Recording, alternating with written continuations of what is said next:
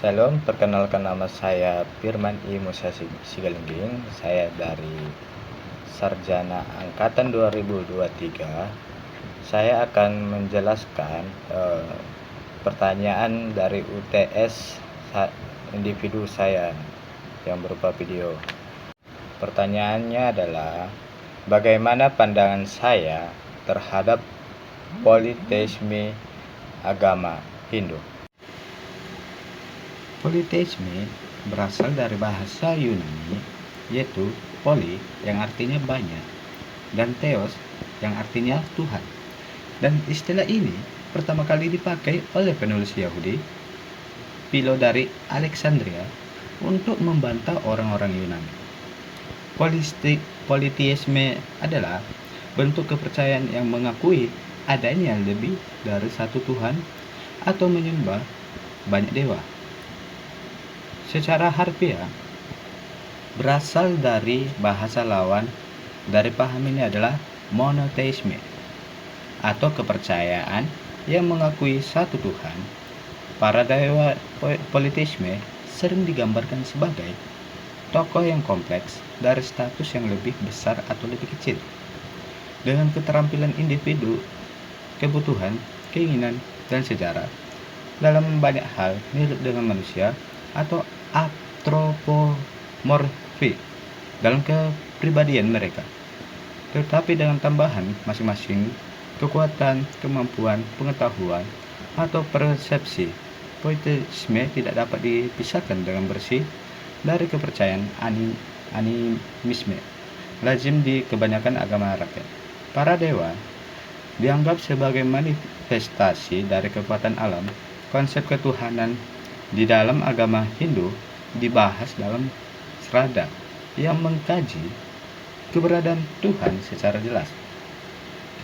Para dewa politeisme dalam banyak kasus urutan tertinggi dari kontinum makhluk gaib atau roh, yang mungkin termasuk nenek moyang, arwah baik, dan lain-lain. Dalam beberapa kasus, roh ini dibagi ke dalam kelas langit ataupun titonik, dan keyakinan akan keberadaan semua makhluk ini tidak berarti bahwa semua disembah.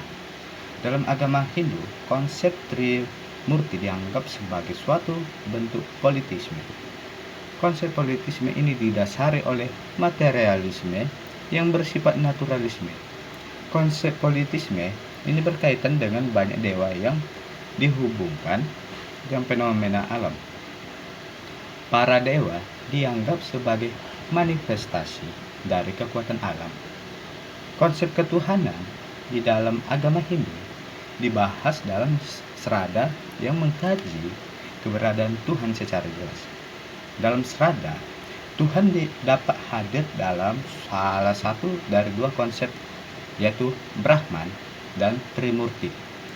Brahman merupakan konsep ketuhanan yang tanpa wujud, sedangkan Trimurti merupakan konsep ketuhanan yang berwujud.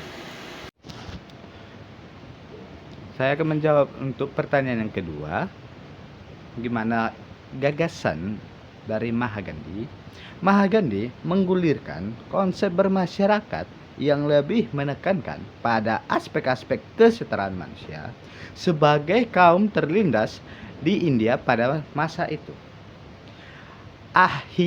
Ahimsa,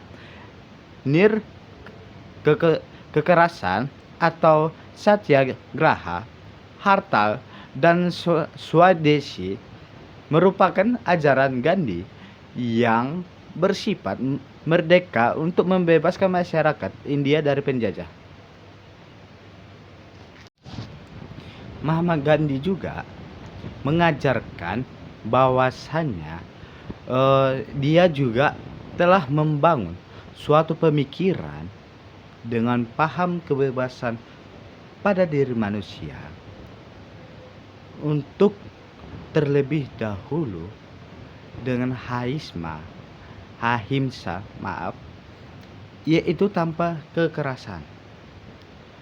Melihat konsep kebebasan pada buku Jati Diri Whitehead, atau dipaparkan bahwa kebebasan terdapat dua hal, yaitu kebebasan negatif dan kebebasan positif. Kebebasan positif adalah kebebasan yang terwujud pada diri manusia dalam mendapatkan haknya. Lalu, ahimsa sebagai inti dari ajaran Mahatma mengajarkan rasa cinta damai dengan tanpa kekerasan sebagai bentuk dari kebebasan positif yang mengarah pada pemerintahan yang berada di India tersebut. Demikian saya menutup dari hasil tugas UTS saya dalam bentuk video. Semoga